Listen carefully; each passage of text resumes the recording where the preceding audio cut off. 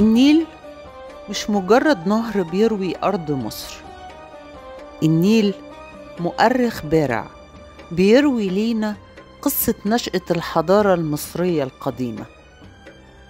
والصحراء مش مجرد أرض بور، ما هياش غير الرمال الصفرة والشمس الحارقة. الصحراء تاريخها عريق وبتحكي قصص نادرة مفيش حد هيحكيها لك غيرها.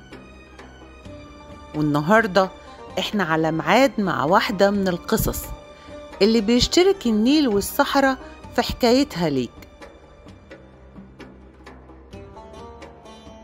احنا لسه هناك في أسوان، وعلى الضفة الشرقية للنيل هنزور معبد كومومبو. هنا في معبد كومومبو موطن المعبود سوبك التمساح، وهنا برضو موطن الصقر حورس.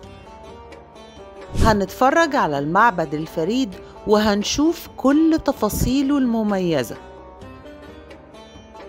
هنا في معبد كومومبو كل نقش ليه معاني ورموز وإشارات. كل الحاجات دي هتقربك كتير من فهم الفكر المصري القديم.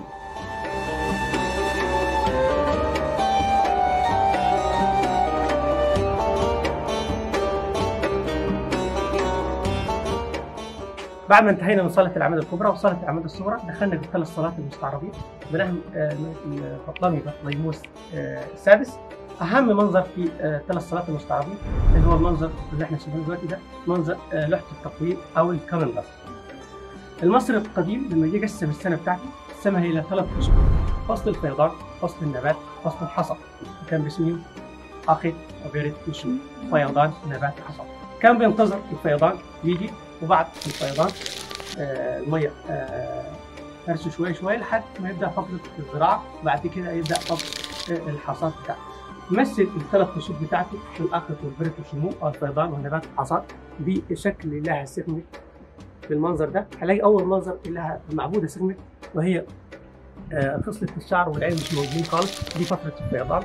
فترة بعد كده فترة الزراعة، تلاقي العين ظهرت وخصلة الشعر اللي خلف ورا رجلها شوية ظهرت. دي فترة الزراعة. بعد كده فترة الحصاد، خلاص فترة الحصاد اللي هو دي فترة الحصاد لازم يقسم الزراعة. المصري القديم لما يقسم السنة بتاعته يقسمها لثلاث فصول. ثلاث فصول دول بأربع شهور. الشهر عنده كان بثلاث أسابيع، الأسبوع ب10 أيام. ثلاث فصول بأربع شهور، الشهر 3 أسابيع، الأسبوع 10 أيام. عملوا معاه 360 يوم. وكان يفضل 5 أيام كان بيسميهم أيام النسيء أو أيام النسيء، وبيتخذ أعياد.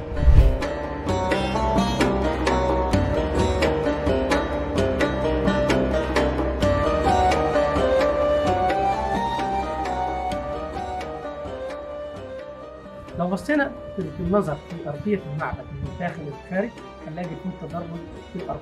التدرج ده بيوحي لإيه؟ التدرج لو نظرنا له من الخارج هيديك هيبة لدخولك المعبد في التدرج بتاع الأرضية. زائد إن التدرج بيوحي تدرج طبقات المجتمع من أول عامة الشعب في الفناء المفتوح من بره لحد ما نوصل لقدس الأقداس بدخول الملك فقط أو كبير الكهنة. دلوقتي احنا هندخل على قدس الأقداس اللي هو أهم مكان وأقدس مكان في المعبد. تفضل.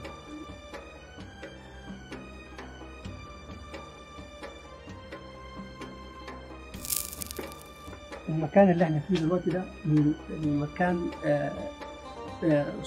فريد شويه، وكان استخدامه في حيله من الكهنه اللي هم كانوا بيتواجدوا في المعبد، او كبراء الكهنه بالتحديد، ان هم كانوا بيدخلوا قدس الاقداس او قدس الاقداس زي ما اتكلمنا. ان هو كبير الكهنه كان بيدخل من سراديب من حجرات جانبيه حوالين قدس الاقداس.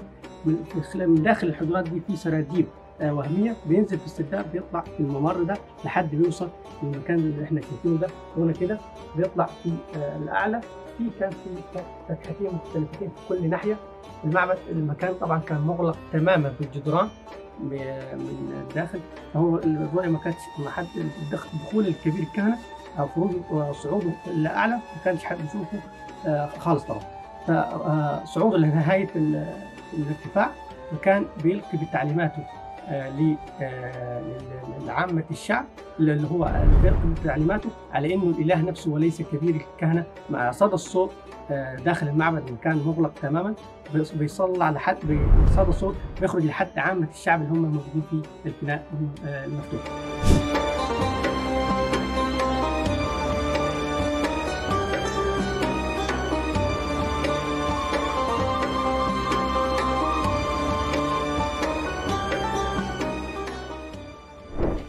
المنظر ده من المناظر الفريدة والمهمة داخل معبد خوفو، هو منظر اللوحة الطبية.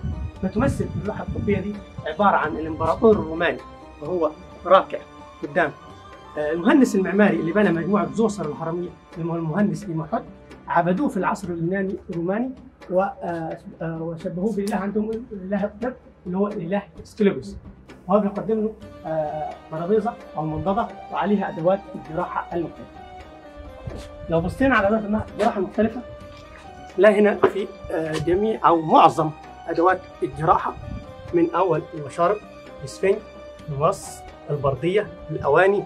في الصف اللي فوق شوية هنلاقي كماشات، هنلاقي عين الواجد أو عين الحارزة، وجنبها الميزان اللي كان بيقيسوا فيه الجرامات بتاعت الأدوية. بعد كده فوق شوية برضه في مشارب تاني أنواع برضه وصات وأدوات جراحة مختلفة.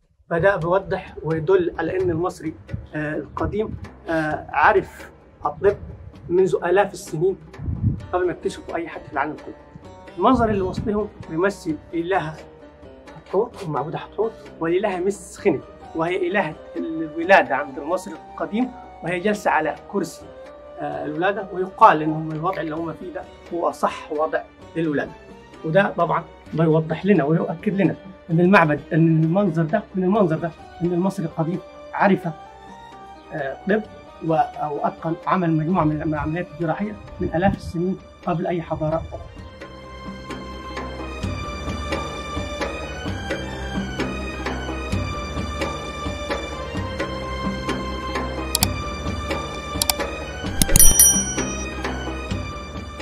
ومن دلوقتي احجز لخيالك مكان، عشان النيل لسه بيروي